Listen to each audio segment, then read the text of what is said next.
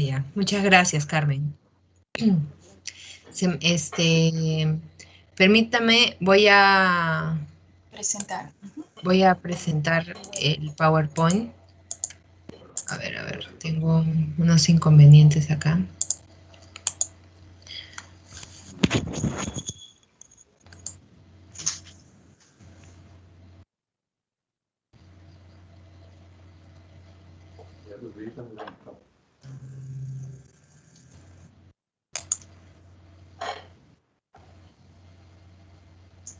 A ver.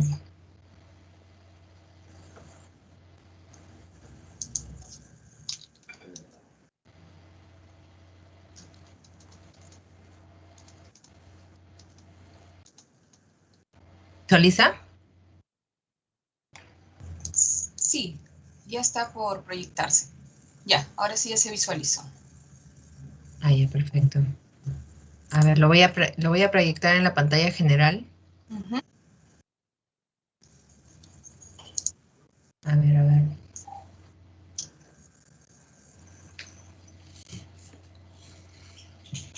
Ahora sí está como presentación. A ver, ¿Sí? no, falta todavía. Dele un clic. Sí.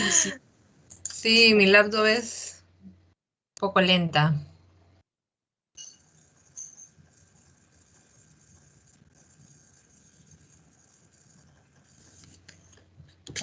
Todavía leyendo. A ver.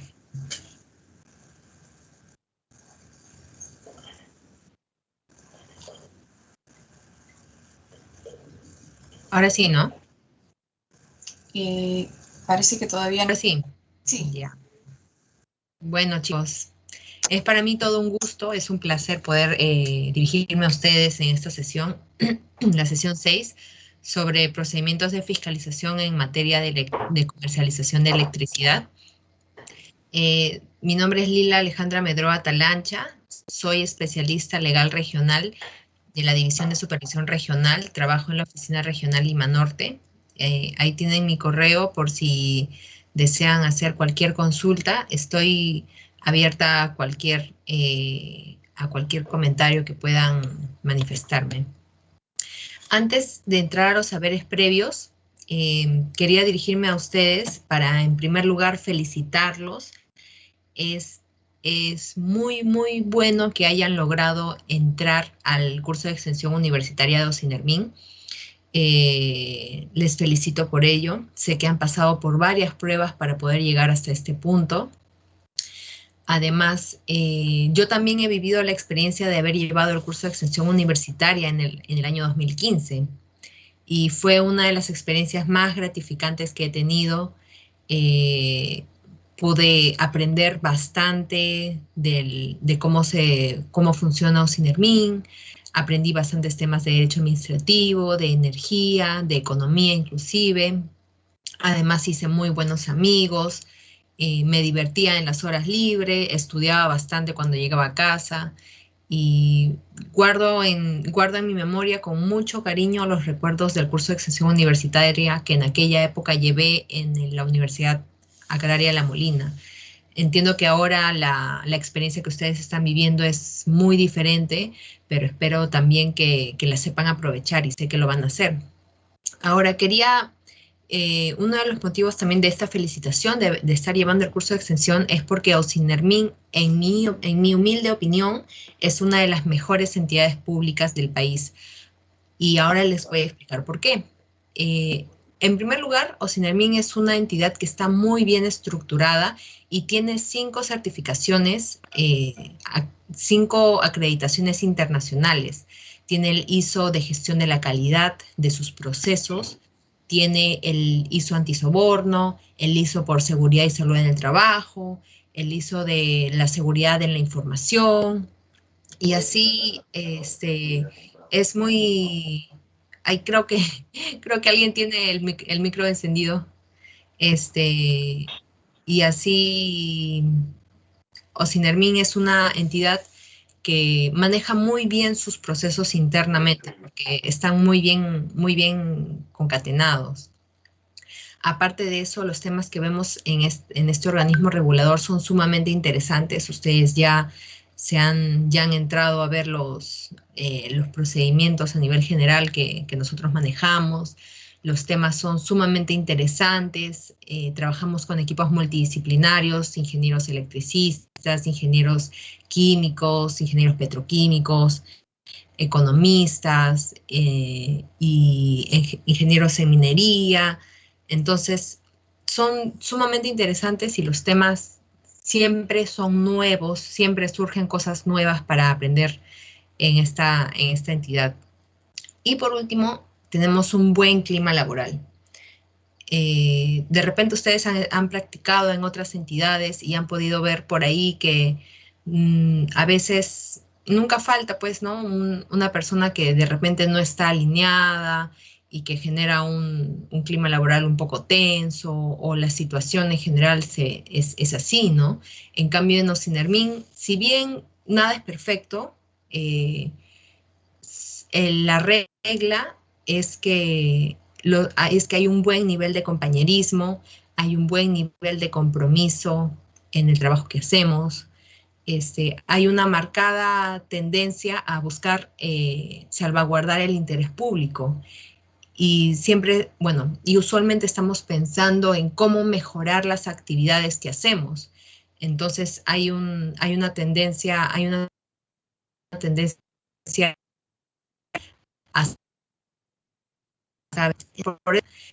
yo les invito a que se esfuercen muchísimo en este curso de extensión para que puedan tener la oportunidad de practicar en Ocinermin y posteriormente hacer línea de carrera. En este punto, otra cosa que quería mencionarles es que he estado viendo acá la lista de participantes. Veo que los becarios son de diversas universidades. Veo que hay cuatro estudiantes de San Marcos, 4 egresados de San Marcos, veo uno de la Universidad Católica de Santa María de Arequipa, 2 de la Universidad Nacional de Trujillo, vemos 3 de la UNSA, tenemos uno de la Universidad Privada San Juan Bautista. Felicitaciones. En el año en el que yo estuve no vi ningún miembro de esta casa de estudios. Tenemos uno de la Universidad de Piura, de la PUC, también tenemos un integrante, al igual que de la Federico Villarreal y la Universidad Peruana de Ciencias Aplicadas. Entonces, a lo que quiero llegar es que todos ustedes tienen diferentes experiencias y provienen de lugares distintos. Y en este punto, en este curso de extensión, no interesa de qué universidad son, no interesa si son de provincia, no interesa si son de Lima. Lo que importa realmente es el esfuerzo que ustedes pueden dar para poder ser uno de los primeros y ingresar directamente como practicantes calificados. No importa de dónde vengan. Todos tienen igualdad de oportunidades para poder conseguir esta meta, este objetivo. E independientemente de que se logre o no, también lo bueno es que Ocinermin, naturalmente, si nos prepara para conocer estos temas tan específicos que son del sector de energía y minería, es porque desea también tener un pool de personas a quienes pueda posteriormente convocar. Entonces, independientemente de si ingresan o no como practicantes calificados, posteriormente la entidad llama y convoca a los ex becarios, a los egresados del curso, para poder llevar prácticas profesionales. Entonces, ustedes podrían quedar dentro de esta convocatoria y formar parte también de Ocinermin. E independientemente de que fuera o no el caso de que realicen prácticas, pueden desempeñarse también en empresas del sector o pueden ir a otros organismos reguladores, o inclusive a la misma UEFA, que también ve temas relacionados quizás en ambiental, pero sí en el mercado de electricidad e hidrocarburos. Entonces, de alguna u otra forma, si ustedes tienen en mente de que desean trabajar en Ocinermin, lo van a poder lograr, porque el camino lo van a forjar ustedes, independientemente de cómo llegan al objetivo, pero pueden lograrlo. Entonces, los invito a dar su máximo esfuerzo. Por experiencia propia les digo que Ocinermin es un buen lugar para trabajar y los invito a que puedan seguir estudiando como sé que están esforzándose en este momento. Entonces, habiendo dado estas pequeñas palabras, vamos a empezar con la sesión. Para los saberes previos, me gustaría, por favor, que las personas que deseen responder voluntariamente puedan levantar la mano y vamos a darles el pase para que puedan responder estas preguntas con las nociones que tengan. No necesariamente tienen que saber exactamente la respuesta, porque de hecho no necesariamente hay una respuesta fija para todas las preguntas. Entonces, por favor, que puedan participar. Caso contrario, voy a tener que llamar por la lista, pero preferiría que ustedes voluntariamente lo hagan, ¿no? Entonces, a ver, voy a salir un rato de la presentación general para poder ver quién levanta la mano. Ay, un segundo.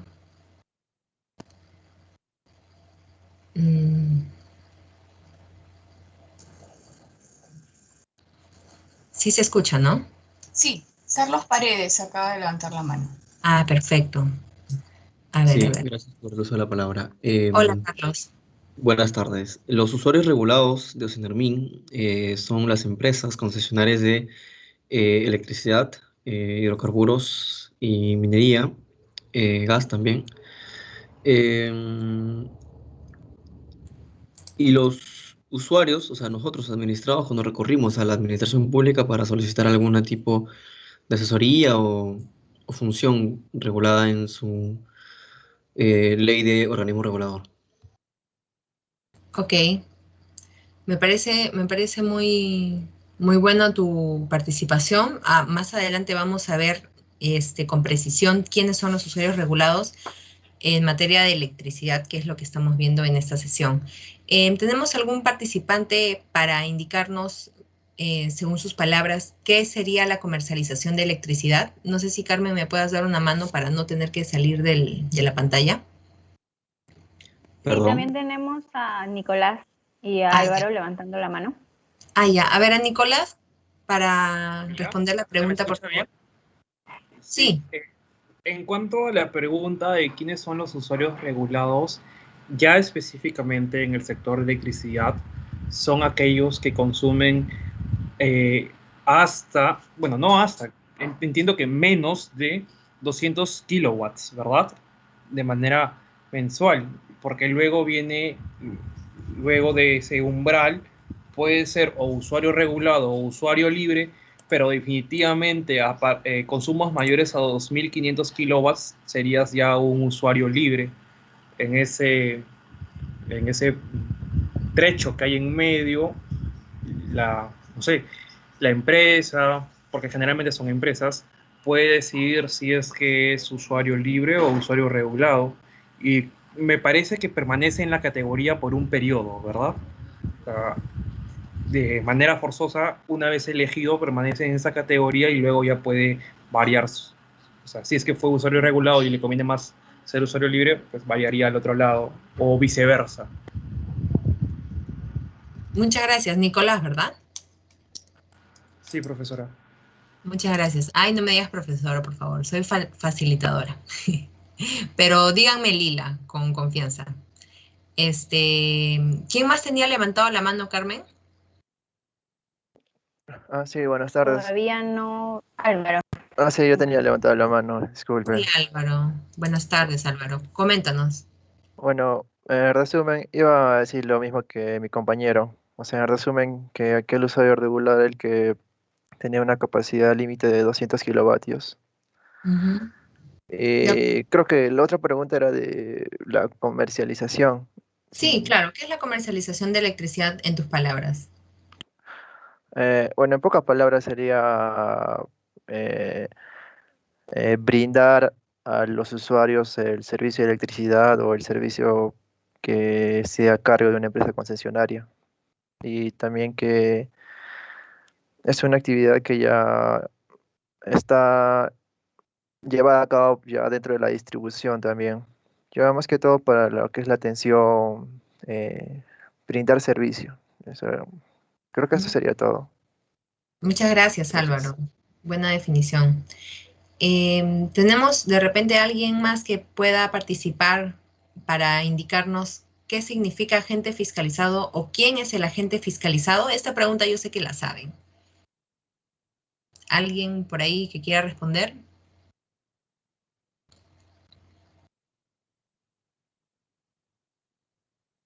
Me parece que Marianela estaba levantando la mano. ¿Se me escucha? Marianela, Sí. Bienvenida. Sí, lo que pasa es que mi audio está un poco mal. Los agentes fiscalizados vendrían a ser las concesionarias tanto en el segmento de generación, transmisión o distribución, ¿no? En este caso serían las empresas distribuidoras y también las comercializadoras. Muy bien, Marianela. Perfecto. ¿Alguien más que quiera participar para indicarnos quién es el agente fiscalizado? ¿O desean participar para también la pregunta qué función tiene la autoridad instructora y la sancionadora? Esta pregunta también se la saben, eso sí estoy segura. ¿Algún voluntario?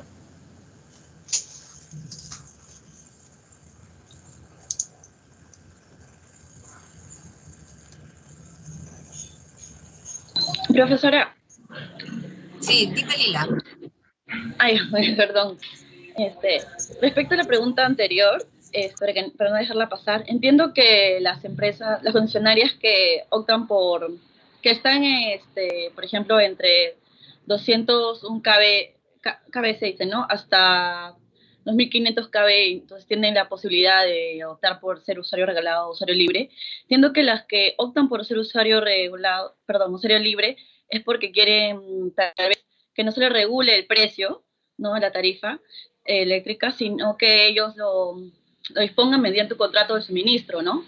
Entre tal vez la generadora como el usuario libre, que ahora pasaría a ser usuario libre, ¿no? Entonces eso es como una facilidad tal vez para ellos y por eso ellos optan por eso. Claro, claro, de todas maneras tienen esa posibilidad. La norma fija en las siguientes láminas vamos a ver, vamos a corroborar que los usuarios regulados obligatoriamente son los que indican, ¿no? ¿Y tenemos alguien para la última pregunta? ¿O pasamos a la dedocracia? Sí, Álvaro. Álvaro está levantando la mano, Elida. Adelante, Álvaro. Era entre la actividad entre la autoridad instructora y la autoridad sancionadora, ¿verdad? Sí, adelante.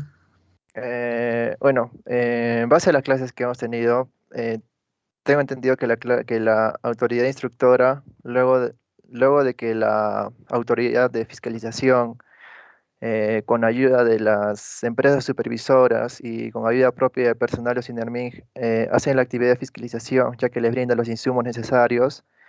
Realiza un informe y ya con hechos objetivos se le envía a la autoridad instructora para que lo verifique y realice un informe de fiscalización, donde ya le pide al administrado o agente fiscalizado que haga sus descargos. Y en base a eso, ya revisando todo, ya realiza el IFI o el informe final de instrucción, más los descargos y la posible sanción que podría darse o una multa calculada según lo que él piensa. Y todo esto se lo manda a la autoridad sancionadora y ella finalmente es la que decide y ya. Y creo que el resumen sería eso. Muy bien, Álvaro, muchas gracias por participar. Es así como lo mencionas. Vamos a ver que los objetivos de la presente sesión es, en primer lugar, recordar cuáles son los principales conceptos vinculados a la comercialización de electricidad, conocer cuáles son las principales normas en torno a esta actividad e identificar qué actividades de las empresas concesionarias se fiscalizan a nivel de comercialización. Los usuarios regulados, conforme al artículo 2 del reglamento de la Ley de Concesiones Eléctricas, aprobado por el Decreto Supremo 0993, indica que son aquellos suministros con un límite de potencia de 200 kilowatts están sujetos al régimen de regulación de precios. Entonces, tal como se ha indicado, tal como han indicado los compañeros, los integrantes del curso, efectivamente, el límite de potencia para que se les considere usuarios regulados sería 200 kilowatts, independientemente de que existen algunos que al estar sujetos al régimen de regulación de precios, también se les puede considerar usuarios regulados. Ahora, veamos qué es la comercialización en electricidad.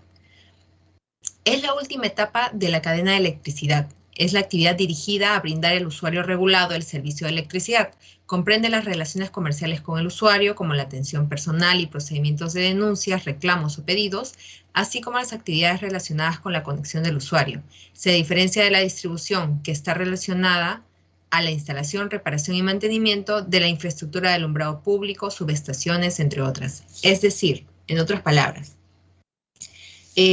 nosotros sabemos que el mercado de electricidad está segmentado en 3 rubros, que son la generación, transmisión y distribución.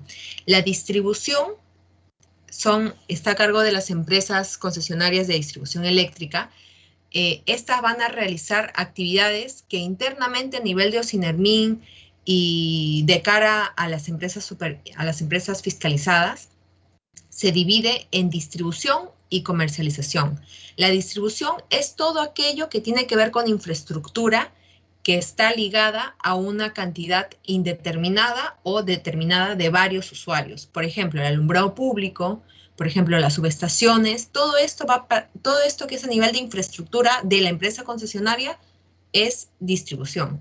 Mientras que comercialización, que es lo que vamos a estudiar ahora, es toda aquella relación, aquellas obligaciones que están establecidas para las empresas concesionarias respecto de cómo impacta directamente en un usuario en particular, ya sea a través de la instalación de nuevos suministros, la atención presencial, la atención telefónica, las cortes y reconexiones, la facturación, el reparto de recibos, entre otros. Es decir, todo lo que impacte directamente en un usuario en particular es comercialización, son las relaciones comerciales de la empresa. Y todo nivel de infraestructura, en general, que está relacionada con diversos usuarios, es distribución. Esa sería la diferencia. Ahora, el agente fiscalizado efectivamente, como lo indicaron, son las empresas concesionarias del servicio de distribución de energía eléctrica, a quienes en la lámina se les viene a denominar EDE. Y la autoridad instructora y sancionadora, en el caso de comercialización de electricidad, el órgano instructor es el especialista regional en electricidad o en energía de la oficina regional, mientras que el órgano sancionador es el jefe de la oficina regional. No se olviden de esto, es muy importante. El órgano instructor es el especialista y el órgano sancionador el jefe de la oficina regional, conforme a las normas que se indican ahí debajo, ¿no? La RCE 057-2019 y la 165-2020. Entonces, tengamos en cuenta que los procedimientos de supervisión aprobados por RCD evalúan periódicamente el cumplimiento de la normativa técnica y legal a nivel general. Entonces surge la pregunta si una denuncia genera una fiscalización en el marco de las RCD. Pues no, las fiscalizaciones en comercialización son trimestrales o semestrales, sin perjuicio de que la información recabada en un expediente de denuncia pueda ser tomada en cuenta en el procedimiento de fiscalización. ¿Qué quiere decir todo esto? Muchas veces nosotros recibimos denuncias de los usuarios que indican que aparte de que se les solucione el problema en sí mismo, quieren que se les sancione a la empresa. Y claro, cualquiera poniéndose en el lugar del usuario podría querer llegar a eso, ¿no? Pero los procedimientos de fiscalización aprobados en el marco de una resolución de consejo directivo, que están dirigidos a determinar si hay o no infracciones y en mérito de los cuales se va a mover la maquinaria del procedimiento administrativo sancionador, están configurados de manera tal que son periódicos.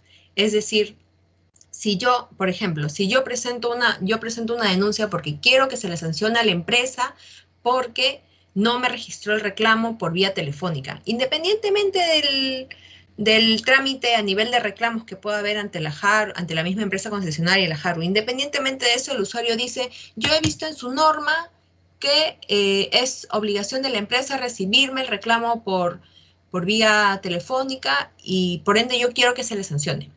Entonces, nosotros no necesariamente vamos a sancionarle a la empresa por el caso que indica el usuario. ¿Por qué? Porque las supervisiones, como les digo, están configuradas de manera tal que son periódicas y además tratan de ser lo más objetivas posible. ¿Por qué? Porque en la mayoría de estos casos se fiscaliza no el universo de casos que se ha determinado para esas obligaciones, sino una muestra de estos.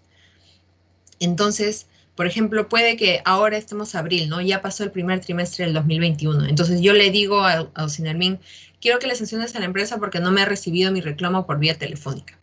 Entonces, o mejor dicho, no me ha querido recibir o también no me ha querido recibir mi solicitud de instalación de medidor, por ejemplo, ¿no? Entonces, nosotros vamos a ver si está dentro de un periodo, primero, que todavía no ha culminado de ser fiscalizado. Entonces, si es que ya pasó el periodo y, por ejemplo, reclama de una situación que en el 2018 ese expediente de fiscalización ya está cerrado, definitivamente ese es el primer filtro, no hay de otra, no hay forma de poder atender el pedido del usuario. Ahora, por ejemplo, si es que sí está dentro del periodo que es justamente en ese momento se está fiscalizando, entonces lo que se va a hacer es verificar si ese caso está dentro de la muestra que ya se seleccionó.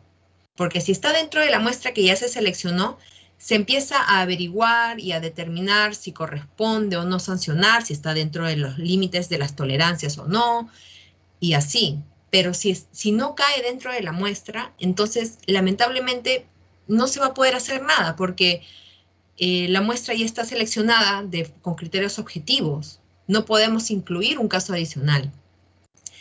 Y por otro lado, hay un supuesto en el cual lo que indican los usuarios sí puede impactar en el marco de una fiscalización de las diferentes resoluciones de Consejo Directivo de Comercialización de Electricidad. ¿Y cuál es el caso? Es, por ejemplo, el caso de Sol de Macondo. Definitivamente no se llama Sol de Macondo, tiene otro nombre, pero le hemos puesto Sol de Macondo. En este caso se estuvo fiscalizando el procedimiento de reintegros y recuperos. Y justo se estaba en esa labor y de pronto ingresa una denuncia de usuarios de un condominio que denunciaron que que la empresa les había aplicado recuperos.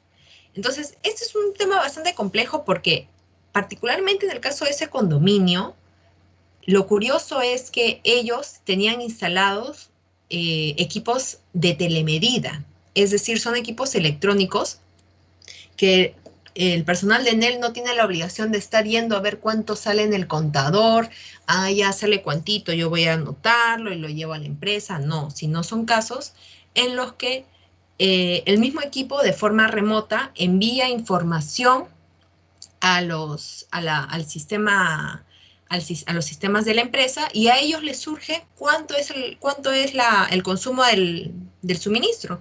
Entonces, la facturación es automática.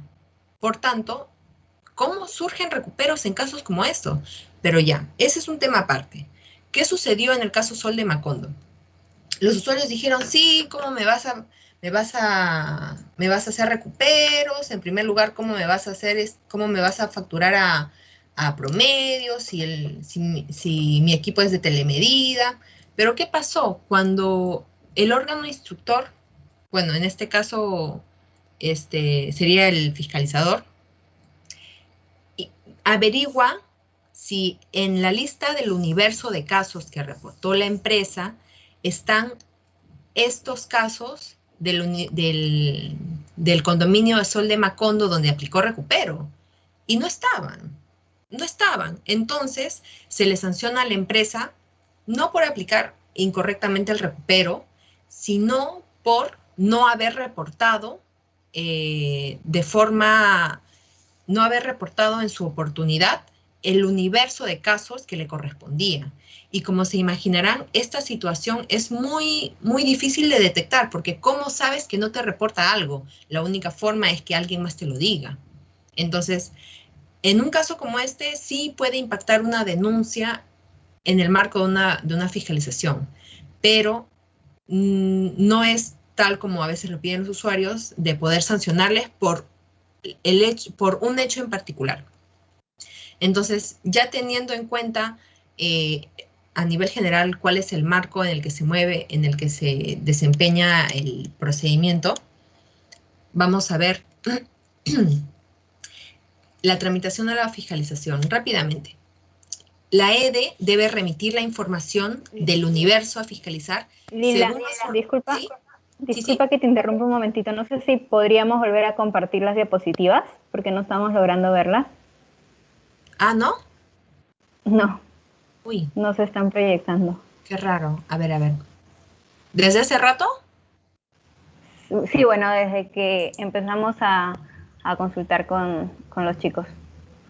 ¿Ah, sí? Uy. En la parte de compartir pantalla, abajo.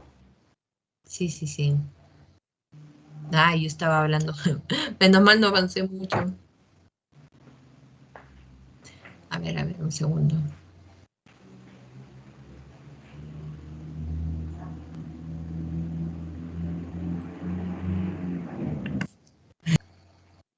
Todavía no, ahora sí.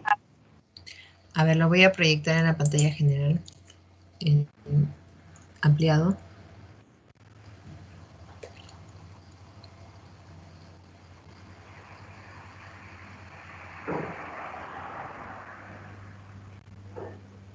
¿Se ve?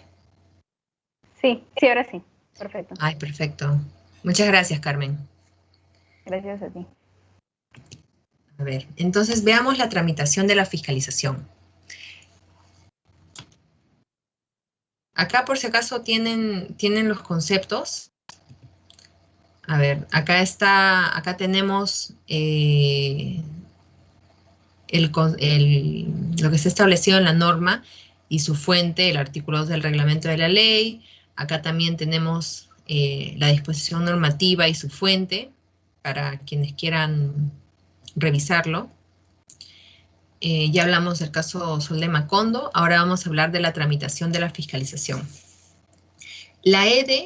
Primero, la EDE debe remitir la información del universo a fiscalizar según los formatos y plazos establecidos en cada RCD. Luego, el órgano fiscalizador comunica a la EDE el inicio de la actividad y se designa a un fiscalizador, quien va posteriormente a seleccionar una muestra del universo. Y dependiendo de esta muestra, ojo que este tema de la muestra a veces es cuando se trata de una cantidad ingente de casos, naturalmente se debe seleccionar una muestra, pero cuando se trata sobre temas puntuales, por ejemplo, de la supervisión de los centros de atención, no necesariamente es una muestra con los criterios de objetividad que debe tener. Es decir, con los criterios con los que se selecciona normalmente una muestra. Sino, por ejemplo, si se fiscaliza los centros de atención de determinada empresa, pues ellos no van a tener 1000 centros de atención, sino que tendrán pues 5, en el caso de nuestra empresa concesionaria, una de las empresas concesionarias más grandes tiene 3, 9 o 13 me parece. Entonces, no necesariamente se le va a decir a la empresa tal y tal voy a seleccionar, pero bueno. En cuarto lugar, dependiendo del procedimiento, se requiere información respecto de la muestra seleccionada, dependiendo del procedimiento, como se indica, y posteriormente se realiza un análisis en gabinete de la información proporcionada. En algunos procedimientos se realizan visitas de campo. Es muy típico de los procedimientos de supervisión, de fiscalización de la distribución, ojo, de la distribución, hacer visitas de campo. ¿Por qué? Porque tienes que ir a ver si las luminarias del alumbrado público están encendidas, si la empresa ya subsanó las deficiencias de las subestaciones. En esos casos es típico realizar visitas de campo. En cambio, en las actividades de comercialización, solo son algunas. Ahora, el punto número 6 ahorita yo lo he puesto como está actualmente, porque todavía no entra en vigencia el nuevo reglamento de fiscalización, por eso está con el asterisco. Actualmente, en caso de detectar incumplimientos, se emite un informe de supervisión, el cual es trasladado a la empresa para que formule descargos. Pero con la RCD 208-2020 se traslada el informe de fiscalización de forma obligatoria, eso ustedes ya lo sabrán. Lo recalco porque independientemente del resultado, ya sea archivo o pueda ser de la detección de incumplimientos, adicionalmente la recomendación de disposición de medidas correctivas o de seguridad, independientemente del resultado, sí o sí se debe trasladar el informe de fiscalización. Entonces, eventualmente, con o sin descargos, si todavía persisten los incumplimientos, se iniciará el PAS, el procedimiento administrativo sancionador. Estos son los procedimientos en materia de comercialización de electricidad que se supervisan. No vamos a ver la cantidad total de estos 8 procedimientos, pero vamos a ver algunos de estos y vamos a tratar de entender cómo se manejan los mismos a nivel muy general, porque son bastante técnicos. Primero, la resolución de Consejo Directivo 047-2009, que en su momento, cuando fue emitida, estaba abocada a la supervisión, fiscalización, de facturación, cobranza y atención al usuario. Estos 3 puntos. Sin embargo, en el año 2017, mediante RCD 115, se derogó el extremo de la fiscalización del proceso de facturación y se sustrajo esta materia fiscalizable en esta resolución de Consejo Directivo. Es decir, se independizó la facturación. Por lo tanto, quedan vigentes únicamente en la resolución de Consejo Directivo 047 los procedimientos de fiscalización sobre la cobranza y la atención al usuario. Esta fiscalización, ojo, es para la atención al usuario en centros de servicios físicos, no es a través de los canales telefónicos o por web o redes sociales, solo en los centros de servicios. Las fuentes de las obligaciones son la Ley de Concesiones Eléctricas y su reglamento, la norma técnica de calidad y la propia resolución del Consejo Directivo. A ver, entonces veamos ahora la RCD 047-2009, el procedimiento en lo relacionado al proceso de cobranza. Tenemos el indicador DTA, desviación del tiempo de atención, el indicador AGC, aspectos generales de cobranza. El caso práctico que vamos a ver en este momento es por sobrecostos por morosidad de deudas impagas. A mayor detalle, en particular el indicador AGC contiene varios ítems, es decir, varias obligaciones relacionadas a los aspectos generales de la cobranza. Y dentro de estos tenemos al ítem 1, que indica la obligación de celebrar convenios de financiamiento de deuda que no contengan el importe total, el número de cuotas y su importe, la tasa de interés aplicada, que debe ser concordante con el artículo 176 del reglamento de la Ley de Concesiones Eléctricas, o que incluya procedimientos contrarios a la normativa. Es decir, se fiscaliza que todos los convenios de financiamiento de deudas estén dentro del marco legal.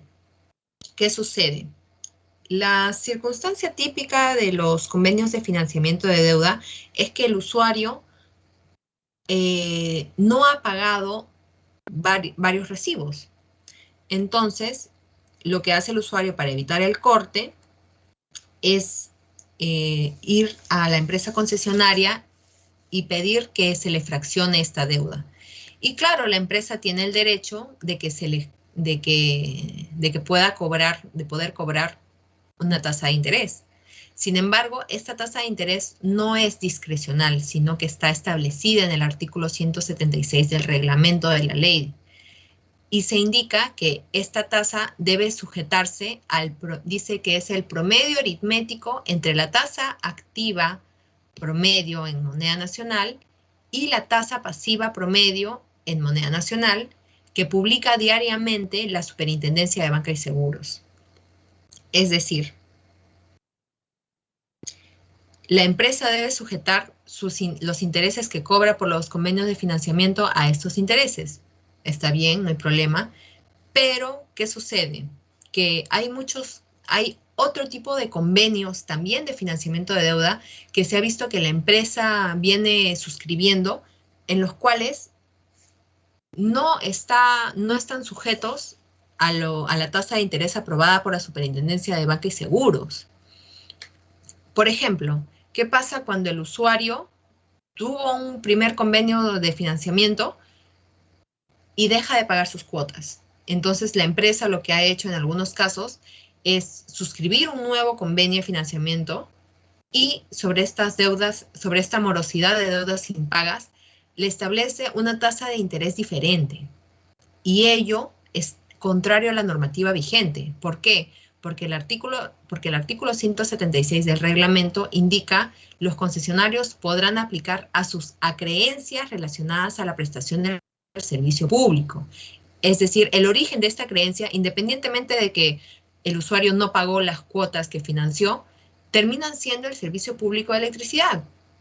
Entonces, no es conforme a la normativa que vaya a cobrar sobre el refinanciamiento tasas de interés diferentes. Y este es, por ejemplo, un caso práctico que hemos tenido por este indicador en particular. Ahora, los indicadores de la atención al usuario son varios, son aquellos que están relacionados a la atención que se le brinda, como les decía, en los centros de servicios físicos. Tenemos, por ejemplo, el indicador de aspectos generales de la atención al usuario, el AGA. Tenemos el indicador de desviación del monto de los presupuestos de conexiones, la desviación de los plazos de atención de nuevo suministro, los aspectos generales de los expedientes de nuevo suministro, el nivel de información al usuario, la calificación de los expedientes de reclamos, desviación en los plazos de atención, información mínima que debe estar en los recibos de electricidad. En torno a todos estos indicadores, vamos a mencionar un caso práctico sobre el indicador AGA. ¿Por qué? El indicador AGA tiene, como les decía respecto al indicador AGC, el indicador AGA también tiene varios ítems que establece las obligaciones que se van a fiscalizar en particular. Y dentro de ellos está el ítem 1 que indica la obligación de recibir y registrar los reclamos comerciales, entregando el código respectivo al usuario en todas las modalidades establecidas en la normativa. ¿Y qué ocurrió? Empezaron a llegar masivamente usuarios que indicaban que la empresa no les había registrado el reclamo, pero que les había dado un papelito donde decía solicitud de inspección de medidor. Y la empresa se obligaba a realizar una inspección al medidor. Ojo que todo esto relacionado a las disconformidades en la facturación. Entonces, en el papelito decía que la empresa decía que la empresa iba a realizar una inspección al medidor en el plazo de 5 días y que vencido ese plazo iba a emitir una respuesta al usuario. Entonces, ¿qué ocurre? ¿Qué ocurrió en ese momento? Que la empresa estaba desviando las disconformidades del usuario y en lugar de registrarlas como reclamo, las estaba tramitando como una solicitud de inspección de medidor. Entonces, al haberse detectado esta situación, gracias a los usuarios que acudían a la Oficina Regional Lima Norte, pues se realizó una supervisión especial sobre esta obligación, sobre el ítem 1 del indicador AGA, y se determinó que la empresa efectivamente estaba realizando esta acción. Entonces, se dispuso una medida correctiva y entonces se puso la puntería sobre este indicador para verificar en los subsiguientes periodos fiscalizados si en los centros de servicios de la empresa se estaba brindando el servicio adecuadamente, se estaba registrando el reclamo. Muy bien. Ahora pasaremos a la resolución de Consejo Directivo 115/2017 sobre el cual ya comentamos respecto al procedimiento de fiscalización al proceso de facturación. A todo esto,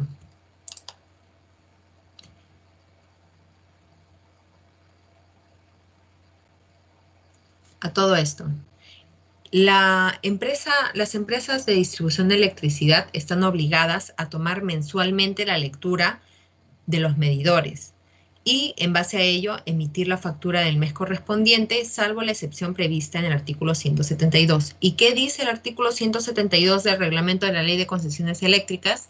Indica literalmente, el equipo de medición postpago deberá estar ubicado en lugar accesible para el respectivo control por parte del concesionario. De no cumplirse con este requisito de accesibilidad, el concesionario queda autorizado a efectuar la facturación empleando un sistema de promedios. ¿Qué quiere decir? Como ustedes ya se habrán dado cuenta, los medidores de electricidad deben estar en la parte externa del inmueble, porque si están en la parte interna, eventualmente los usuarios,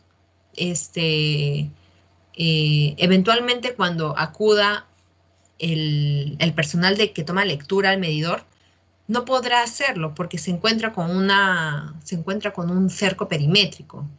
Y definitivamente ellos están prohibidos de vulnerar la privacidad.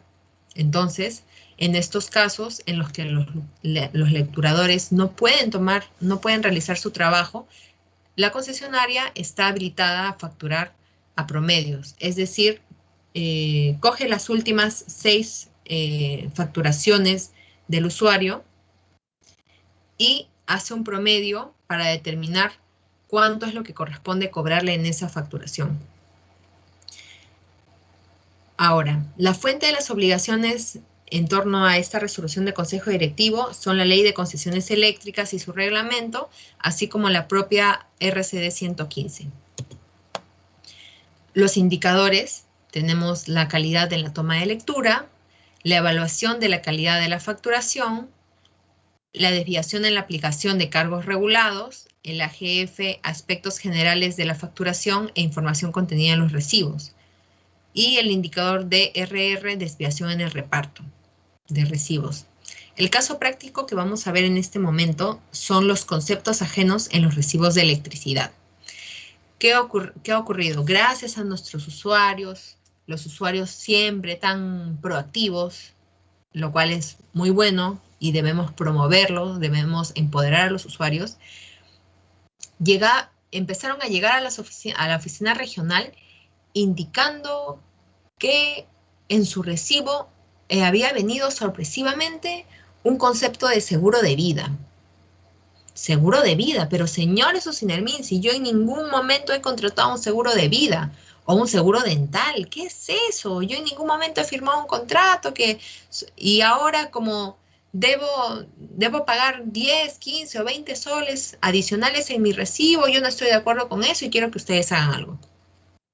A ver, acá vamos por partes. Respecto al tema del desconocimiento de la contratación de un servicio que es ajeno al servicio público de electricidad, como Ocinermin no tenemos competencias.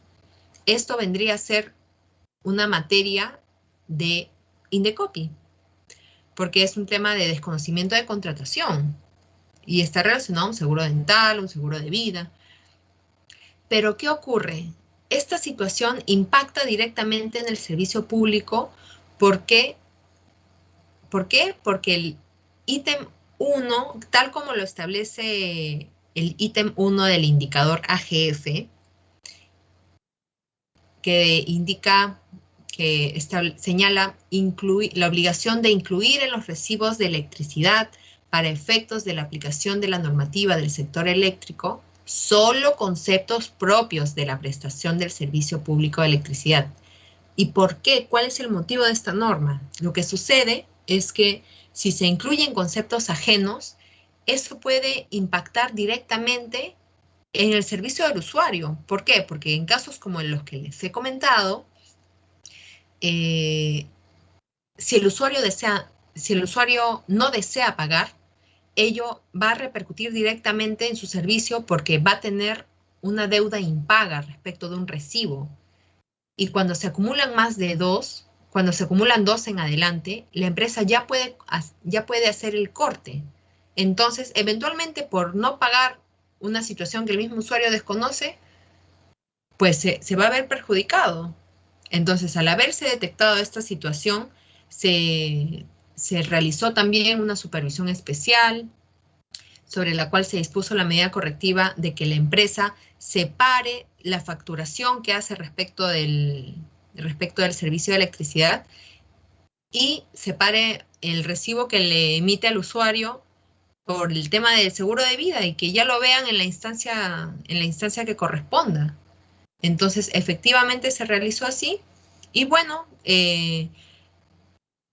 una vez emitida esta medida correctiva, se puso el ojo respecto a esta obligación y efectivamente la empresa corrigió la situación que venía realizando. Ahora, tenemos la resolución de Consejo Directivo 722-2007, procedimiento para la supervisión de reintegros y recuperos. Algo anecdótico, no anecdótico, algo interesante que debo comentarles respecto a esta resolución de Consejo Directivo es que es de todos los procedimientos de fiscalización que yo he tenido la oportunidad de ver, la que establece los montos de multa más altos. He llegado a ver, en el caso de Sol de Macondo, por ejemplo, se establecieron más de 500 UITs. Bastante. Bueno, entonces, veamos. Lila, tenemos a Nicolás levantando la mano. Sí, claro, Nicolás, coméntame. Profesora, una consulta con respecto al seguro de salud que vino facturado en el recibo. Finalmente, bueno, yo sé que no es competencia de Indecopi, disculpe, de Ocinermin, podría ser Indecopi, pero ¿está permitido contratar con empresas de seguros y que el monto sea recargado en el recibo? Porque entiendo que así pasó, ¿no? El usuario contrató con una empresa de seguros y a lo mejor acordaron de que el pago de la prima se daría a través del recibo de luz. Porque no entiendo de qué otra manera pudo venir facturado el concepto de seguro odontológico, seguro de salud, seguro de vida, etcétera, en el recibo de luz. Ahora te explico. Lo que pasa es que las empresas, bueno, no voy a generalizar, pero en el caso que nosotros detectamos, la empresa concesionaria era la que ofrecía el servicio. Es decir, si bien ellos no eran la aseguradora, eran la intermediaria. Algo así como, por ejemplo, los casos en los que no sé si ustedes han visto el banco, no, claro, una vez me ocurrió que el BCP establecía seguros bueno, no sé si ahora siga siendo legal, seguros de protección de tarjetas. Y quien brindaba el seguro no era el BCP, sino era Protsa, me parece. Pero la contratación se hacía con el BCP porque ellos eran los que te ofrecían. Entonces, en ese caso en particular, la empresa concesionaria también ofrecía este servicio en sus centros de atención, lo ofrecía. Indicaba, señor, una vez que terminaba de dar la atención, señor, por si acaso usted no querrá un servicio dental, mire que le cuesta 8 soles nada más, ¿no? Entonces el usuario decía, oh, qué interesante, ya, cóbreme nomás, señorita. Pero no contaban con que lo que no está permitido es que ese concepto se lo iban a cobrar en el servicio de electricidad, lo cual estaba prohibido. Entonces, esa ha sido la forma como se ha suscitado esta situación que les comento. Ok, gracias. Gracias a ti. Bueno, continuemos. ¿Qué es un recupero? Es el importe que la EDE cobra al usuario por consumos no registrados en el sistema de medición, no cobrados por errores en el proceso de facturación o no autorizados por el concesionario. Son estos tres supuestos: no registrados en el medidor, no cobrados por errores en el proceso de facturación o no autorizados por el usuario. Para poder entender mejor estos tres supuestos, el más fácil de entender es el consumo no autorizado por el concesionario. Es decir, cuando hay una vulneración del medidor y un vecino de manera muy gentil y benéfica le ofrece a su otro vecino darle luz a través de su medidor. Y esto, evidentemente, es una vulneración a las condiciones del suministro, está prohibido. Y la empresa, si detecta que ha habido un consumo no autorizado, puede realizar el recupero, independientemente del corte del servicio. Una situación típica de errores en el proceso de facturación, este supuesto que está indicado al medio de este concepto, es cuando, por ejemplo, el lecturador acude, toma la medición y en lugar de poner 2.700 pone 2.100. Entonces se cobra menos. A todo esto, ¿ustedes saben cómo se toman las lecturas? Quisiera, por favor, si hay algún compañero que pueda indicarme si saben cómo se maneja el sistema de medición, en el sentido de cómo se llega a registrar los consumos.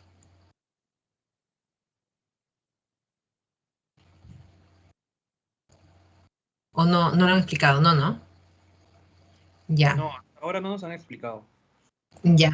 Lo que se hace, el medidor no registra mensual, no es que registre mensualmente el consumo, sino lo que hace es que, por ejemplo, el primer mes que el medidor es instalado registra, no sé, 100 kilowatts.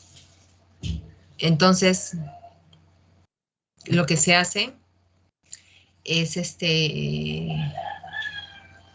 bueno, lo que se hace es, a ver, un segundo, por favor.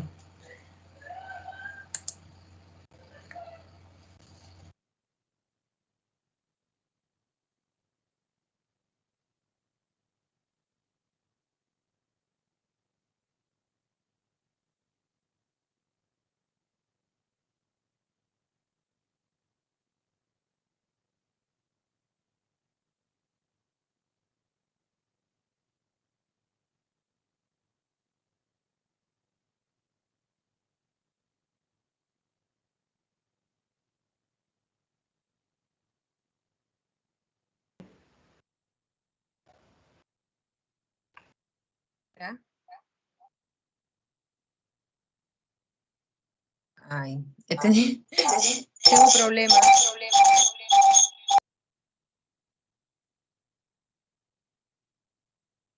¿Ahora? Hola, Carmen, ¿se escucha mejor? Sí, se te escucha un poco bajo. A ver.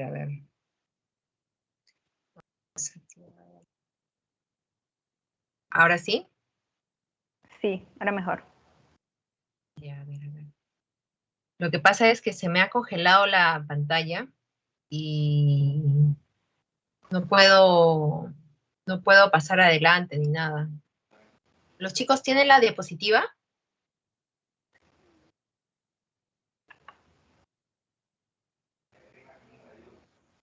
En todo caso, la apoyamos con la proyección. Sí, por favor. No hay problema.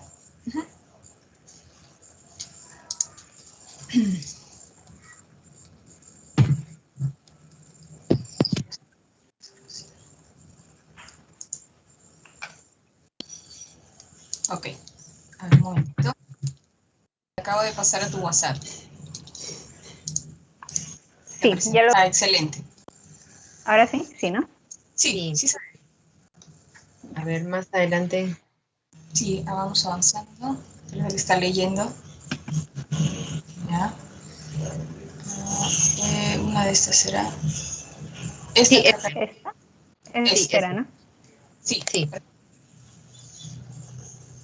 Ok, continuamos entonces. Muchas gracias. ¿Eres Lucía o Carmen? Yo soy Carmen. Sí, yo lo sé. Sí, por el Ya. usuario me dio el nombre, no te preocupes. Ya. Muchas gracias, Lucía. Bueno, salvando este pequeño inconveniente, vamos a entrar.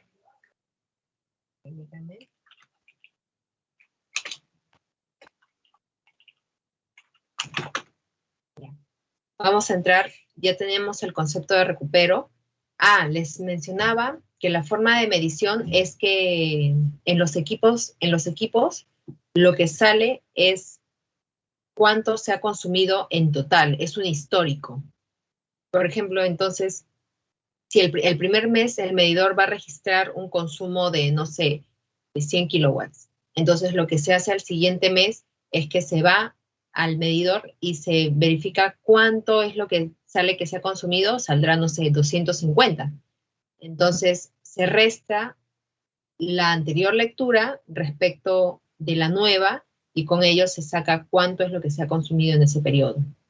Entonces, cuando el personal de lectura consigna datos que no corresponde, se considera un error en el proceso de facturación y ello puede ser materia para posteriormente realizar un recupero. De igualmente, tenemos el reintegro, que es el importe que la EDE está obligada a devolver al usuario por iniciativa propia o a requerimiento de este, o por mandato de SINERMIN, por un error en el sistema de medición o error en el proceso de facturación. Ojo que un error en el sistema de medición puede ser una desconfiguración o una falta de mantenimiento en el medidor que amerite pues que está registrando lecturas menores a las que realmente corresponden. Y por último tenemos la fuente, las obligaciones, en este caso es la norma DGE, reintegros y recuperos, y solamente esta norma, ojo, porque en este caso no es la ley de concesiones eléctricas, no es el reglamento, no es la norma técnica de calidad, es la norma DGE, reintegros y recuperos, aprobada por resolución ministerial 571/2006. Hay que tener eso en cuenta.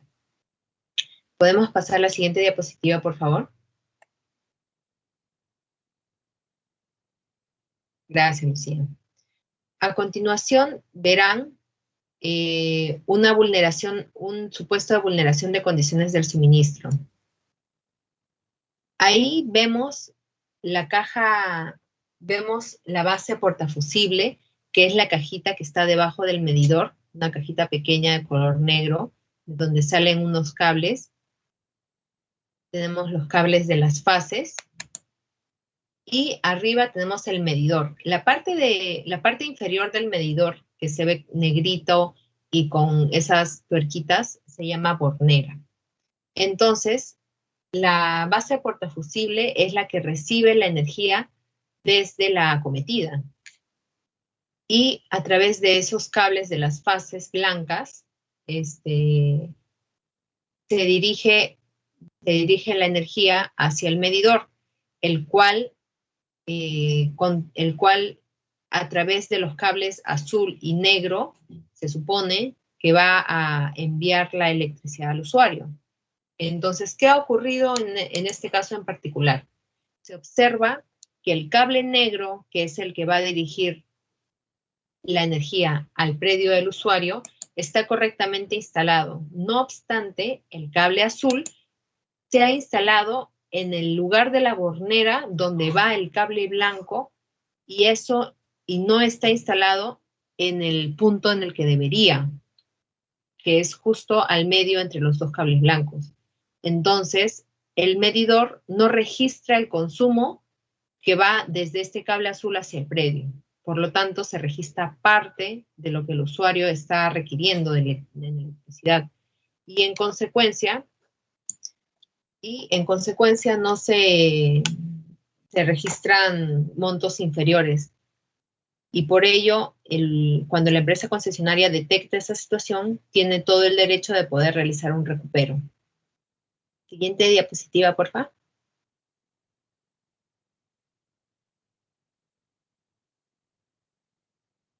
Ahora, tenemos los indicadores reintegros, indicadores de recuperos y otros incumplimientos. En los indicadores de reintegros tenemos la desviación de las condiciones de los reintegros. También tenemos el indicador de desviación inferior del importe de estos, es decir, que la empresa está pagando menos reintegro de lo que debería pagarle al usuario. Y adicionalmente tenemos como indicadores de recuperos el DCR, desviación de las condiciones de procedencia, y el indicador DIR, desviación en exceso del importe de recuperos, es decir, que la empresa está cobrando más de lo que le corresponde. En ambos casos tenemos en el indicador DCD y en el indicador DCR el caso práctico de una notificación de reintegro o recupero fuera del plazo normado. Porque, ¿qué ocurre? La norma DGE, reintegros y recuperos, establece taxativamente cuál es el procedimiento para que la empresa pueda aplicarlos. Y dentro de ello está la obligación de que la empresa, una vez que detecta la condición por la cual le corresponde recuperar o reintegrar, tiene como obligación notificarlo al usuario dentro de un plazo determinado. Y cuando ello no se cumple, pues está sujeto a infracción administrativa y la posterior sanción. ¿Podemos ir a la siguiente diapositiva, por favor?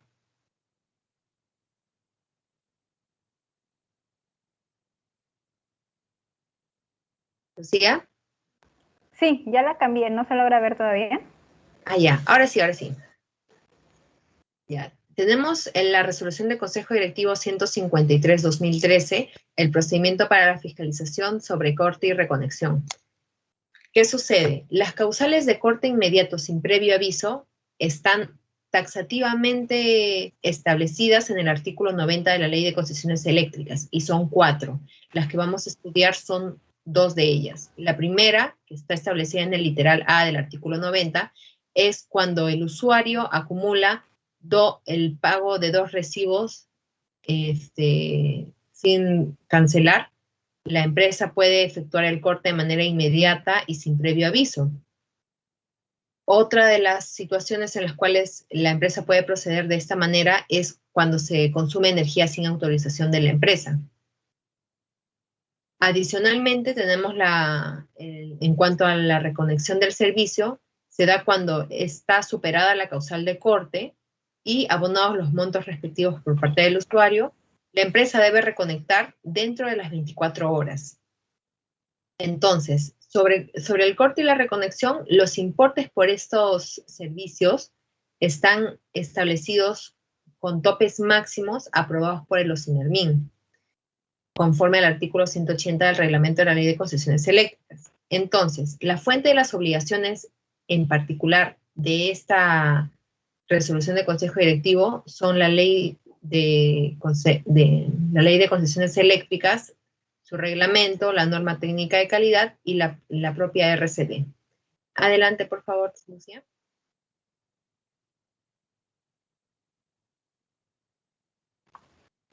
¿Se logra ver? Porque me parece que hay un pequeño retraso al momento que cambio. Y hay un pequeño retraso. ¿Todavía? Ahora sí. Entonces, entre los indicadores de los supuestos de corte del procedimiento de fiscalización de corte y reconexión, tenemos la desviación del monto facturado por concepto de corte y reconexión, la desviación de los cortes realizados indebidamente, la desviación del tiempo de reconexión y el indicador ACR, que es el que vamos a comentar sobre aspectos relacionados al corte, reconexión, retiro y reinstalación. Sobre este punto, la empresa sobre cada participación, sobre cada acción que realiza respecto del medidor, ellos están obligados a levantar un acta, ya sea desde que se instala el medidor hasta que se retira. Se realizan mantenimientos. Sobre todo ello, la empresa debe levantar actas. Pero, ¿qué ocurre? Para el tema de corte y reconexión, como les decía, el corte es sin previo aviso. Entonces, ¿cómo va a levantar un acta si no puede contar con la presencia del usuario? Porque estas actas que les menciono son en presencia del usuario. Lo que se hace en lugar de ello es que se ha establecido la obligación de colocar etiquetas adhesivas dentro de la caja portamedidor, dentro del medidor, detrás de la tapa, retirando la tapa del medidor. Entonces, el hecho de que cuando se detecta que la empresa no ha colocado la etiqueta de identificación en el interior de la caja, pues ahí se configura una infracción administrativa. ¿Y por qué es importante? Porque esta etiqueta va a dejar constancia de la fecha, hora y tipo de corte. Y es importante porque en caso de cualquier situación de reclamo o cualquier disconformidad por parte del usuario que esté relacionada al corte o la reconexión, entonces se va a poder revisar esta etiqueta. Y el no tenerla, evidentemente, es una infracción. ¿Podemos ir a la siguiente, por favor, Lucía? Sí, ya la acabo de cambiar. Gracias. Ahí ya se ve. Por último, tenemos la resolución del Consejo Directivo 266-2012, que es el procedimiento para la supervisión de la calidad de atención telefónica. La empresa tiene la obligación de implementar un sistema de atención telefónica disponible las 24 horas para atender las interrupciones, ojo. Y en los centros urbanos con más de 1000 usuarios se debe habilitar un sistema para la recepción de reclamos por esta vía. Esas son las dos obligaciones según la norma técnica de calidad que la empresa tiene. El recibir el tema de atender las interrupciones y la recepción de reclamos. Ya las gestiones que adicionalmente la empresa recibe a través de este canal ya son un tema de gestión interna. O sea, es un tema que por iniciativa propia, internamente la empresa ha decidido recibir ese tipo de trámites, ¿no? Y la fuente de las obligaciones en este extremo está establecida en la norma técnica de calidad y también, ojo, en la resolución del Consejo Directivo 266-2012, del procedimiento de supervisión. ¿Podemos pasar a la siguiente, por favor? Entonces, los indicadores son el ATNA, la atención telefónica no adecuada, el indicador ICAT, indisponibilidad del centro de atención telefónica, y no entregar copia de las grabaciones. Entonces, en el indicador ATNA, ¿qué es lo interesante? Que la empresa está, según la propia resolución 266-2012, la empresa tiene la obligación de solicitar cierta información a la persona que llama, como el motivo de la llamada, los nombres, el número de suministro, la dirección y el teléfono de contacto. Y también tiene obligación de dar cierta información a esta persona. El ejecutivo de atención tiene que indicarle las acciones específicas que la empresa va a efectuar sobre el pedido que tiene el usuario, el tiempo de atención que demanda el requerimiento, el código de la llamada o reclamo, así como el nombre del ejecutivo. Entonces, en caso el fiscalizador que escucha las llamadas que son parte de la muestra y verifica que no se brinda la información necesaria o no se pide la información establecida en esta resolución del Consejo Directivo 266, pues ello constituye infracción administrativa. Entonces, esas son las resoluciones que vamos a ver, que hemos visto en esta sesión. ¿Podemos pasar a la siguiente lámina, por favor? Y, bueno, espero que les haya sido de mucha utilidad. Antes de pasar a la aplicación, lo que quería comentarles es un consejo, o más que un consejo, un comentario que también nos hicieron en el curso de extensión universitaria que yo llevé allá por el año 2015, y es que los ingenieros son los protagonistas de la novela que desempeña Osinhermin. Es decir, ellos son los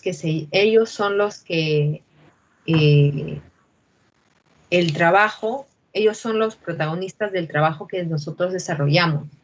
Y los abogados tenemos la labor muy interesante de brindar el soporte legal a las acciones que ellos realizan, ya sea las supervisiones o las sanciones o las medidas administrativas que se imponen a las empresas, incluida también el tema de la regulación de tarifas. Entonces, es interesante saber esto porque los temas que hemos visto en este momento, en esta sesión, si bien han sido bastante técnicos, no quita que son interesantes porque siempre hay de por medio temas legales. Y quería hacerles este comentario para que más o menos sepamos que en Osinhermin hay un montón de temas técnicos. Y estos temas técnicos, muchos son, si bien son solucionados por los ingenieros, el soporte legal, o sea, los ingenieros y los abogados trabajan muy de la mano. Y bueno, quería hacerles este comentario para que sepan lo interesante que es estar en Ocinermin, por lo mucho que se aprende. Entonces, vamos a la aplicación de lo aprendido en esta sesión. No sé si por favor hay algún voluntario para que nos indique en qué se diferencia la comercialización de la distribución.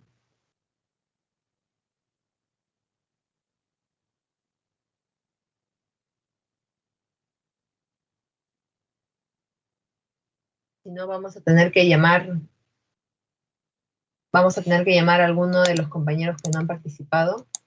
¿Alguien, por favor, que levante la mano?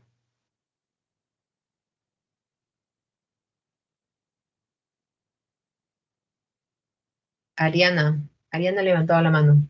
Sí, bueno, habíamos dicho que la distribución son las actividades de infraestructura, como puede ser el alumbrado público, las subestaciones, que alcanzan a un número indeterminado de personas. Y la comercialización es el impacto directo en los usuarios finales, como puede ser el corte, reconexión y atención al cliente. Muy bien, Ariana, muchas gracias. Muchas gracias por tu comentario. ¿Tenemos alguien para que nos explique en sus palabras y desde su punto de vista cuál es la importancia de fiscalizar las actividades comerciales de la empresa?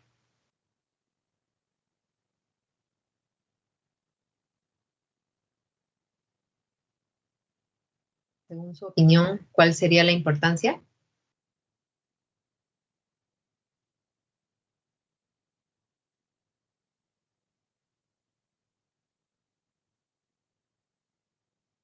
Alfredo levanta la mano. Alfredo, Sí, ¿puedes comentarnos? Sí, ¿me logra escuchar? Claro, adelante, Alfredo. Sí, bueno, yo quizás podría decir cuál es la importancia de supervisar el tema de que estas empresas que comercializan el tema de, al menos en el rubro de electricidad, la importancia estaría en que cumplan o que comercialicen algo óptimo, ¿no? Cumplan con los estándares o con las normativas que se tiene respecto a la comercialización.